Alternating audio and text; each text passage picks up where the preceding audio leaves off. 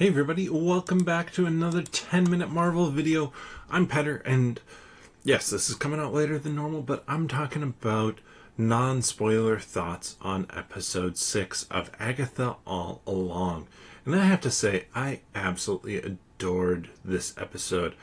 I thought it was a really good bridge episode in terms of the show, and it's honestly exactly what I expected it to be. And for that reason, I really love the storytelling because it gave me what I wanted to kind of fill in some of the details, some of the questions that we had, or at least I had, especially with how episode 5 ended and what we had seen in episode 1 and then in episode 2. This episode gave us that story. Now, that does mean that it didn't really drive certain elements of the plot forward. We didn't continue further down the witch's road. That arguably we did a little bit towards the end, but there was no trial. There was nothing like that in it. It just confirmed kind of the suspicions that were had prior to the show about who the teen was. And then throughout the show and in episode 5, it confirms and explains all of that. Now, I'm not going to say who the teen is if you're not caught up and you just want to know if this show is good. Agatha All Along is a wonderful show. That's what I'm going to say. But if you are caught up, I'm going to do a video kind of digging a little bit deeper into it because there is one element that I know I've seen some content on that I think could be a little bit interesting to talk about. But in terms of videos that I plan on doing this week on Agatha All Along episode 6, this is the episode where I don't think I'm going to have a ton because we see the events, in particular the events of leading up to and in episode 1 of Agatha All Along, how we got there just from a different perspective. And I enjoy that element of it because a good show, a good story gives you an unreliable narrator.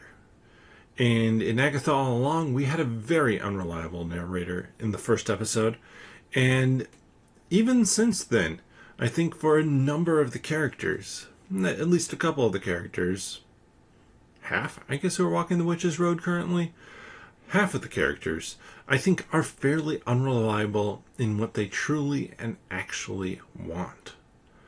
So, that element of this show, I think, is so fun. It is what creates a good mystery show, and I think when you look at that first episode which parodies a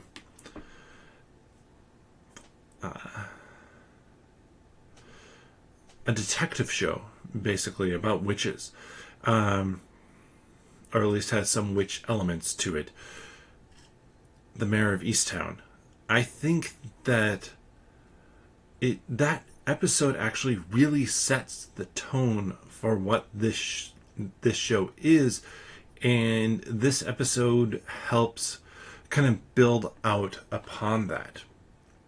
But let me know your thoughts on this episode. Leave a comment down below.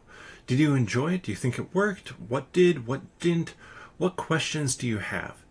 And I'm gonna do a few different videos about different elements of this episode, and I'm not going to actually tell you precisely what they are this time. Last time, it was very speculatory, and it's still going to be speculatory. But if I tell you what I'm speculating about, it could be a bit of a spoiler. So, with that, I really appreciate you watching. Give the video a thumbs up if you're enjoying this content. Subscribe to the channel to catch all our videos. And if you want to hear more about kind of our deep dive into episode 6, you can check that out on our upcoming episode of the 10-Minute Marvel podcast.